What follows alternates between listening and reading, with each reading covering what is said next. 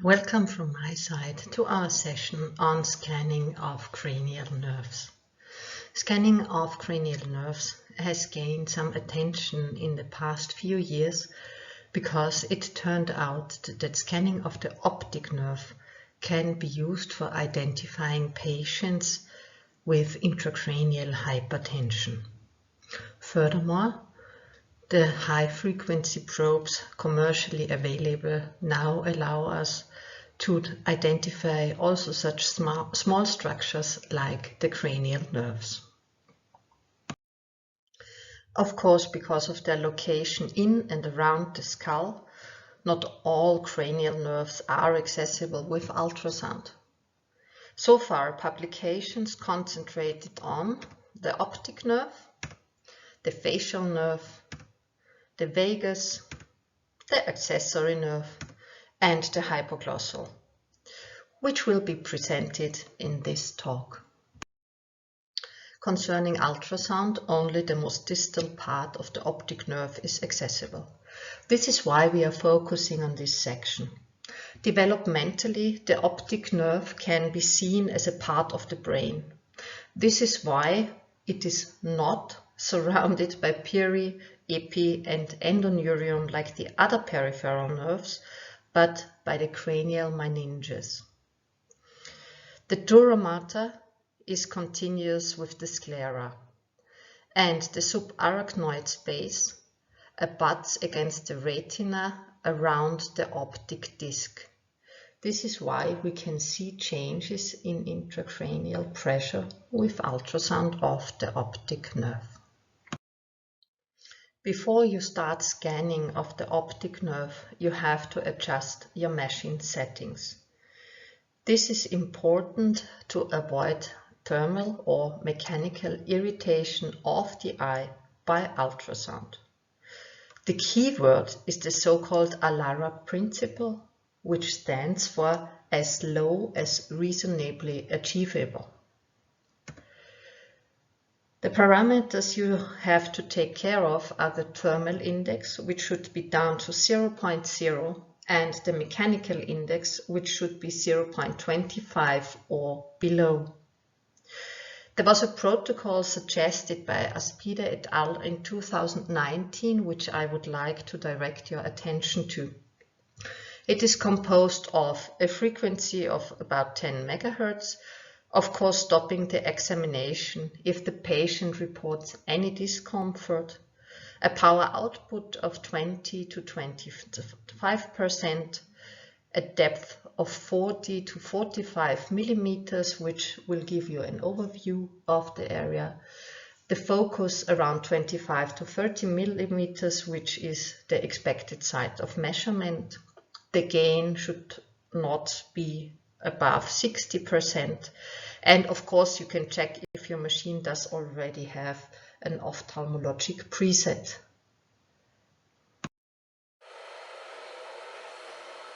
Before we start with scanning of the optic nerve, we have to adjust our settings. I'll show you how this is done on my machine. The first thing is we reduce frequency to about 10 MHz. This will be enough for visualizing the optic nerve sufficiently. Then we set the depth to around 3 to 4 centimeters, which is already in my standard settings, as you can see, and the focus around 2.5 to 3 centimeters, which is where we will measure. Now we have to reduce the mechanical and the thermal index out of security reasons for not harming the eye, and this is mainly done by reducing output from 100% down to around 20 to 25. So then you can see, so the thermal index is down to 0.0 and the mechanical index to 0.25. Now we are ready to have a look at the nerve. For scanning of the optic nerve, our patient is in the supine positions with eyes closed, and we place the probe in transverse view on the upper eyelid We can then already see the bulb of the eye, and in the back we see the exiting of the optic nerve. We can turn on the color for a moment to visualize the central retinal vessels, which are the place recommended for measurement. So we are in the right position already. So we turn off the color again. We freeze the image. The recommendation is that you go 3 millimeters posteriorly to the optic disc, which is where we are now, and then you take the transverse diameter of the optic nerve, which is about 4.5 millimeters in this case, and therefore within the normal range. Concerning clinical applications of optic nerve ultrasound, first and foremost, there is now interest in increased intracranial pressure. I listed you two of the more recent reviews here, which actually conclude that the optic nerve sheath diameter is an easy to learn and also safe bedside tool for screening patients with suspected intracranial hypertension. And if it is increased, further investigations should be undertaken. Then there are also some small studies who looked at, for example, the optic nerve sheath diameter in multiple sclerosis, where actually a thinning of the nerve was associated with a greater burden of disease. And in idiopathic intracranial hypertension, there was actually no difference to be noted. But first and foremost, in an ICU setting, the increased intracranial pressure. We continue with anatomy of the facial nerve. The facial nerve is anatomically divided into unbelievable 7 segments. Again, only the most distal or extracranial segment is accessible with ultrasound. The facial nerve exits the stylomastoid foramen, is there on the posterior belly of the digastric and stylohyaloid muscle, and then reaches the posterior surface of the parotid gland. It then almost immediately splits into the temporofacial and cervicofacial branches, and this is usually where we will look for the nerve. For scanning of the facial nerve, I recommend that you start at the ventral ending of the parotid gland and above the masseter muscle, where you will usually find already a branch of it. You just continue proximally and then see it diving in this fascia within the parotid gland. You can also try to get it in longitudinal view. So here we got some lymph nodes.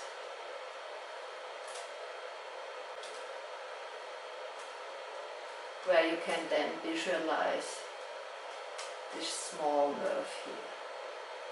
You just have to be careful a little bit not to mix it up with the parotid duct, which is usually the one easier to find, which you can see here and which is broader than the nerve. Usually you will then use the nerve within the parotid. This is due to echogenicity of this gland, but this is where you can find it. Concerning clinical application of ultrasound of the facial nerve, of course there might be situations where you have a lesioning of the nerve and visualizing can be helpful. And on the other side, already in 2010, there was a thickening described by Ho et al. Who showed, so you have up here the controls and down here the patients with Bell's palsy, with the mean diameter not being a lot apart, so you have 0.14 in the healthy controls, 0.17 in the patients.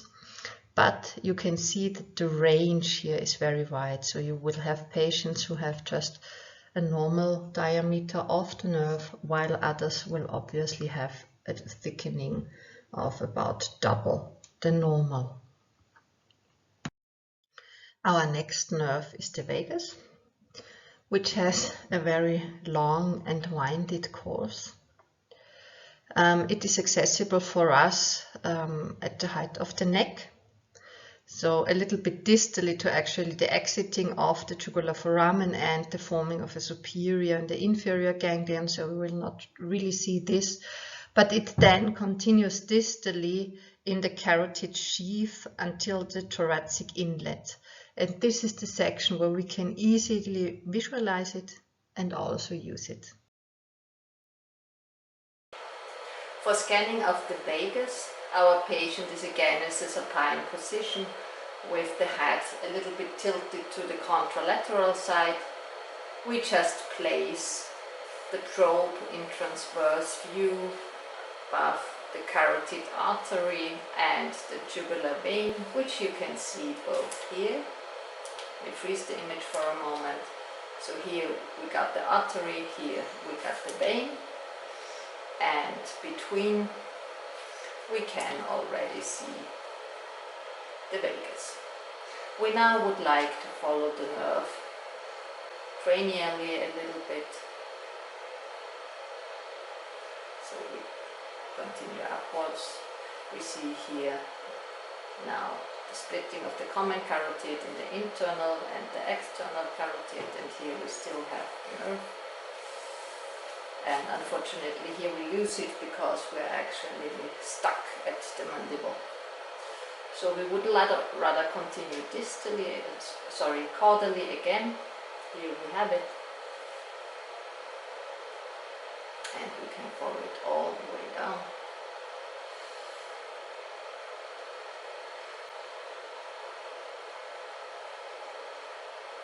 Until here. We cannot go any more caudally because of the clavicle. But this is all we can visualize about the vagus.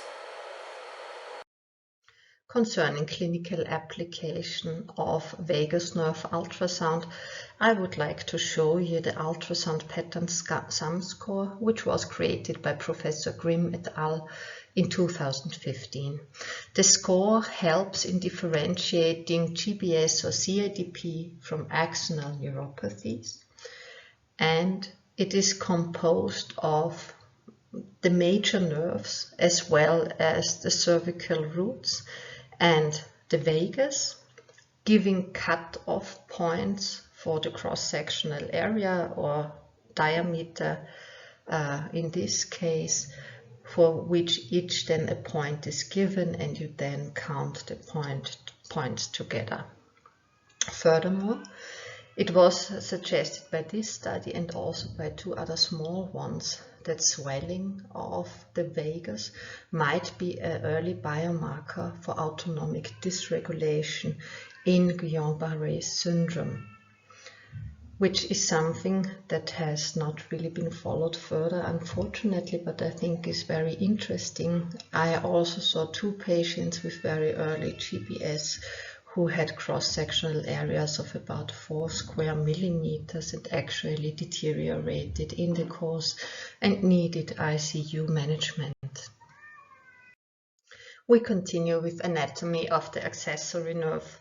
The accessory nerve is also one of the more user-friendly or easy to assess cranial nerves. It is composed of cranial and spinal roots, which actually exit the jugular foramen together. And then you can find it beneath the sternocleidomastoid, then you have a long way on the levator scapulae, and finally you will somewhere lose it under the trapezius muscle, which it also does innervate. I think this is a nice chart, that's why I copied it from you. It's from a publication from Hong et al. Showing something like a division into 3 segments for assessing of the accessory nerve, where you have it first beneath the sternocleidomastoid, then on the levator scapulae, and finally under the trapezius muscle. For scanning of the accessory nerve, you place your patient in a supine position with the head tilted a little bit to the contralateral side. You place your probe in transverse view on the upper border of the nuchal fold, which is formed by the trapezius muscle. You can see it here. Ventrally to it, you have the levator scapulae, and between them you can already see the accessory nerve. There are some vessels in this area, so you might want to turn color on for a moment just to make sure that you are actually following the nerve. Once you got it, you just continue cranially.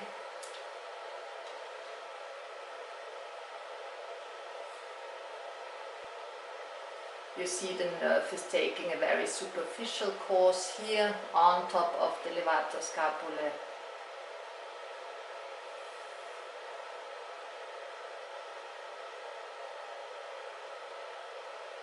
And is then finally situated deep to the sternocleidomastoid muscle. You can just try to go as cranially as possible.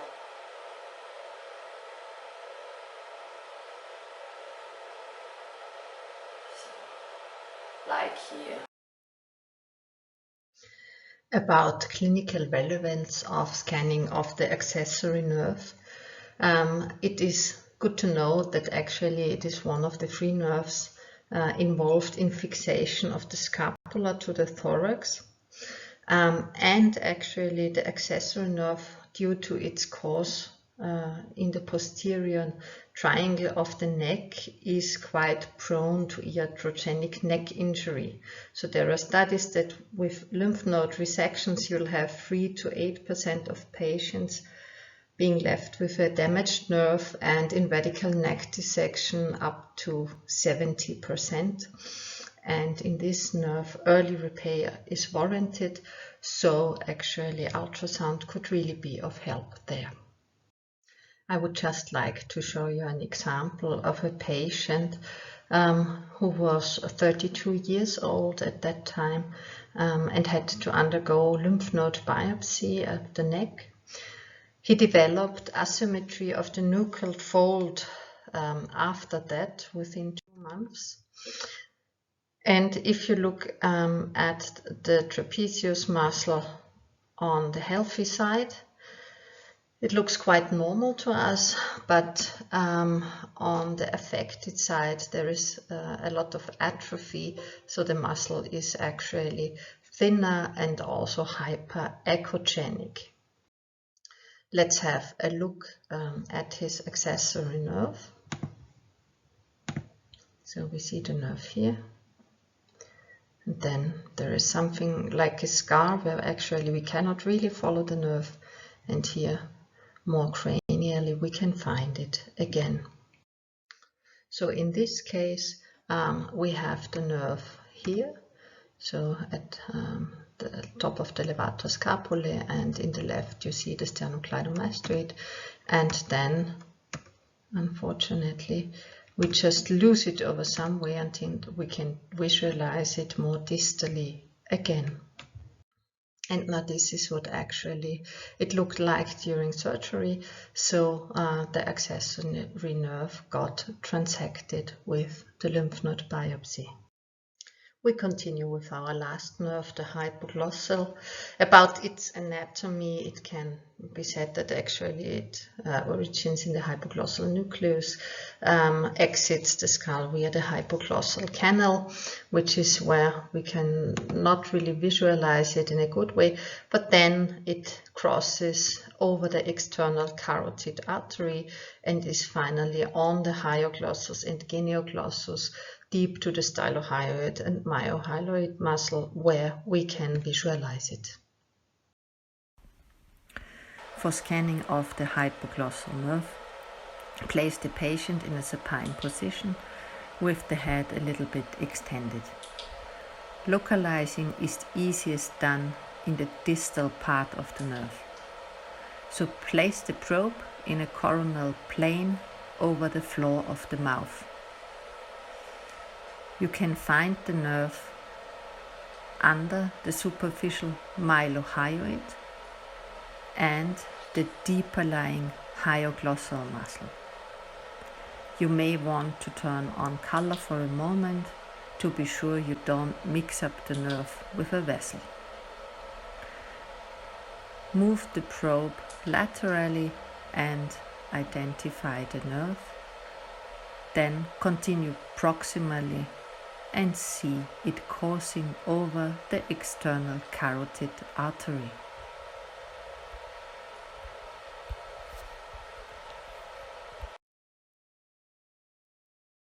Concerning clinical application of hypoglossal nerve ultrasound, there is a publication by Meng et al. Which shows us several examples of patients with neck tumors who experience lesioning of the hypoglossal nerve. Like you can see here a scar tissue after radical neck dissection, and in longitudinal view the hypoglossal nerve which is entering this mass.